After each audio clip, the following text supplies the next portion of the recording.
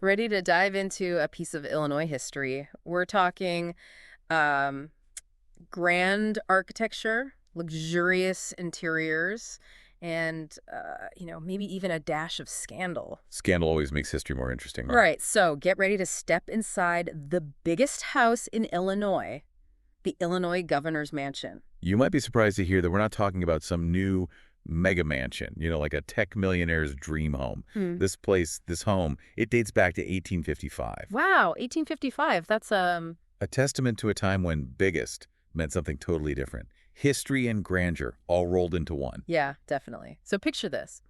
A stately red brick building, towering white columns, those symmetrical windows, all sitting right there at 410 E Jackson Street in Springfield. 45,000 square feet of pure history. Just let that sink in for a sec. That's like bigger than a lot of schools. That's massive. It's more than just a house, though, right? It's got to be a symbol of something bigger. Absolutely. It's Yeah. Illinois' past and present all under one roof. And speaking of the past, this place has seen a lot. Oh, I bet. Can you imagine? All those conversations, big decisions, huge moments in history, all happening within those walls. If these walls could talk, right, from presidents like Ulysses S. Grant. No way! Ulysses S. Grant was there? He was. To countless governors, the Illinois Governor's Mansion has seen it all. Heated debates, celebrations, probably a few ghosts roaming the halls. Yeah. Okay, so who dreamed up this place? Who's the mastermind behind the architecture? That would be Chicago's very first professional architect, John Mills Van Osdale. Back in 1855, he envisioned a building that wouldn't just house leaders, it would, inspire awe. And I'd say he nailed it, the classical revival style, right? Exactly. You can see it in the symmetrical design, those impressive columns. Those details weren't just for looks. They were meant to make you feel something. Elegance, authority, the aspirations of a brand new state. It's incredible how well preserved everything is. I mean, I know it's gone through some renovations over the years. Oh, for sure. But there's always been that dedication to preserving the historical integrity of the place. They even went as far as, get this, replicating details from old photos during a recent restoration. Wow, talk about attention to detail. Right. They really value preserving that history. Speaking of history, though, this brings us to a more recent chapter, one that's a little less grand.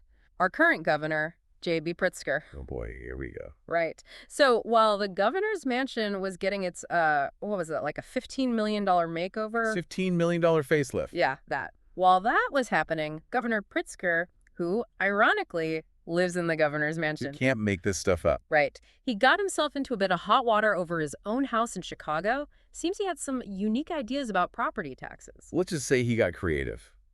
To potentially lower his property value and pay less taxes, the governor decided to, well, he had the toilets removed from his Chicago mansion. I know, he took out the toilets. Yep. Toilet trouble. Wow. I guess even governors try to avoid those property taxes. It makes you wonder, though, with a place like the governor's mansion, wouldn't a few property taxes seem like small potatoes? You'd think. But anyway, ready to head inside the mansion. Let's do it. What's the first thing you see when you walk in? Imagine this. You walk through those grand doors, and boom, your eyes are immediately drawn upwards. The staircase. The staircase, that massive, spiraling, gorgeous staircase. It's got to be more than just a way to get to the second floor. Oh, it's a statement piece, for sure. Pure grandeur. And as you walk up those stairs, you can't help but notice What's up there? the chandeliers. They're everywhere. No way. Are they like giant sparkling things? Massive, dripping with crystals, practically in every single room. Yeah. Each one unique, and they just add to that feeling of, wow, luxury. Yeah. But they're not just there for show, Back then, chandeliers like that, they were status symbols. Showing off a bit, huh? A little. It was a way of saying, look at us, we're Illinois, we've made it. And speaking of making it, wait till you see the rooms these chandeliers illuminate.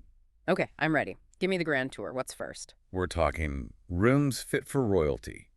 Parlors with bold colors, plush seating arrangements. You can practically feel the history in those rooms. I bet. Governors, presidents, all those important people making deals, shaping the future, all in those rooms. It must feel like stepping back in time. It really does. And, for all that grandeur, there's a surprising warmth to the private living spaces. The bedrooms, for example, they give you a peek into a different side of life in the mansion. You're right. Even in a house that grand, everyone needs a place to relax and unwind, right? Exactly. Just imagine, for a moment, being in one of those bedrooms, surrounded by the elegance of like the Victorian era. Like stepping into a history book. Exactly. But as cool as all this is, let's not forget about Governor Pritzker and his, shall we say, unique home renovation choices, because it actually ties into a pretty fascinating aspect of the governor's mansion itself. Because, see, the governor's mansion, it's not just about, like, avoiding property taxes. Yeah. It's way bigger than that. It represents something much bigger, you know? What do you mean? It's like the heart of Illinois. Hmm. It's a symbol of everything the state stands for. Its history, its people, its values. That's a good way to put it. And here's the thing. It's not some untouchable relic. Right. This is a living, breathing testament to Illinois, and it's open to everyone. You're kidding. You can actually tour the governor's mansion. Absolutely. Yeah. Can you imagine walking the same halls as Abraham Lincoln? Ulysses S. Grant. Wow. So many important figures. All those who shaped Illinois Yeah. walk those halls. Just picturing myself standing in those parlors, feeling the weight of all those decisions made right there. It's incredible, right? Or even just like sitting down for dinner in that grand dining room, you know, Oh, yeah. surrounded by all that history. You could practically hear the echoes. Yeah. It's amazing to think about. Not every day you get to walk through the biggest house in the state. Especially one so full of history. Makes you wonder what stories those walls would tell if they could talk. Oh, I know, right? All the laughter, the arguments, the quiet moments that shaped Illinois. See, that's the power of preserving history, you know, It's more than just the building itself, isn't it? way more. It's about keeping those stories alive, the legacies, the feeling of a place. So true. Making sure future generations can connect with the past, Absolutely. to learn from it, to see how it shaped us today. Exactly. The Illinois Governor's Mansion, it's a perfect example of that. It really makes you think about Governor Pritzker's situation. You mean with the toilets? Yeah, exactly. It's a pretty stark contrast, don't you think? Oh, absolutely. It's like, on one hand, you've got this symbol of Illinois, right? The mansion. Yeah, maintained for everyone to enjoy, representing the whole state. And on the other hand, You've got the governor, the guy who should be upholding those values. finding a way to pay less in taxes. Yeah, pretty much. Makes you think about the responsibility of leadership. Definitely.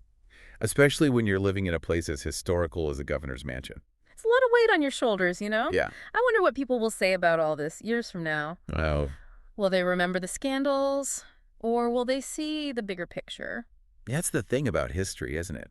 It's up to interpretation. True. No matter what, the Illinois governor's mansion will still be standing. A silent witness to it all. Exactly. Every generation adds its own chapter to the story. And the story just keeps going. Yeah, it really makes you think. It's pretty wild when you think about it. This whole thing, this house, The mansion, yeah, a place for like big celebrations and, well, and some questionable decisions. exactly. Makes you wonder what people will say about us years from now, you know? Oh, 100%. Like, when they look back on this time, Will it be the scandals that stick out or like the efforts to keep this old house going? that's the thing about history, right? It's not always pretty. I guess not. It's the good, the bad, all mixed up. And sometimes those scandals, they really grab your attention. Oh, yeah, they make the headline. But they're just one part of the story. One little piece of a much bigger picture. And that's kind of what this mansion represents. Exactly. The good, the bad, the beautiful architecture, it's all part of Illinois' story. I like that. The whole picture. That's what we should try to remember. Well, for anyone listening who's, you know, curious about the governor's mansion, Yep. I say dig in. Look it up online. There's so much out there. Or better yet, go see it in person. You won't regret it. It's amazing what you can learn when you take the time to really look. And who knows, maybe Feel good. someday. Yeah. Maybe someday someone will be talking about us, you know? About this conversation. Yeah. Like what we thought about this whole thing. Wow, now that's something to think about. Okay, well, on that note, Until next time. until next time, keep exploring those hidden stories, everyone. And remember, What's that? sometimes the most interesting stuff Yeah. is right in front of you. You just got to open your eyes and look for it.